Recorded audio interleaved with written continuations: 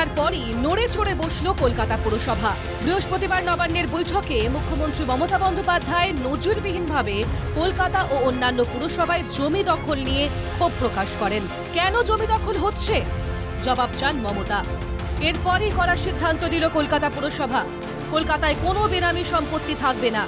প্রয়োজনে কলকাতা পৌরসভার নামে সম্পত্তির নামকরণ করা হবে। মেয়র ফিরহাদ হাকিমের দাবি, অসাধু ব্যবসায়ীরা বেনামি সম্পত্তি নিজেদের নামে করে নিচ্ছে। আনঅ্যাসেসড কোনো প্রপার্টি কলকাতায় থাকবে না। একটা অসাধু প্রমোটিং গ্রুপ, তাদের কাজটাই হচ্ছে এটা। তারা পরবর্তীকালে ওগুলো অনেক, কলকাতায় অলরেডি অনেকগুলো গভর্নমেন্টের প্রপার্টি এইভাবে হাতছাড়া। কলকাতা পুরসভার বিরুদ্ধে হোর্ডিং ব্যানার দুর্নীতির অভিযোগে সুর চড়ালো বিজেপি। টেন্ডার ছাড়াই হোর্ডিং এর চুক্তি করা হচ্ছে বলে অভিযোগ। গোটা কলকাতা শহর জুড়ে যে মেলাগুলো হয় সেখানে 3টে কোম্পানি, তারা এমআইসির অত্যন্ত ঘনিষ্ঠ এবং এরা ছাড়া কেউ কোনো বরাত পান না। পুরো ভিআইপি রোডে পিডব্লিউডি দেখভাল করে। লেকটাউন জংশন থেকে উল্টোডাঙ্গা পর্যন্ত এই অংশটুকু অবৈধ হোর্ডিং এর স্বর্গরাজ্য।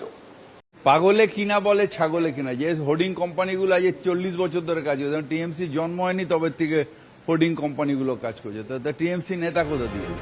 কলকাতায় বিভিন্ন বাড়ি বা আবাসনের ছাদে বেআইনি নির্মাণ নিয়ে কড়া পদক্ষেপ নিতে চলেছে কলকাতা পুরসভা। কলকাতা শহরে ছাদ বিক্রির প্রবণতা বাড়ছে, ফলে হারিয়ে যাচ্ছে খোলা ছাদ। মেয়রের আক্ষেপ, স্টিফেন কোর্ট বিল্ডিং এ খোলা ছাদ থাকলে এত বড় বিপদ হতো না।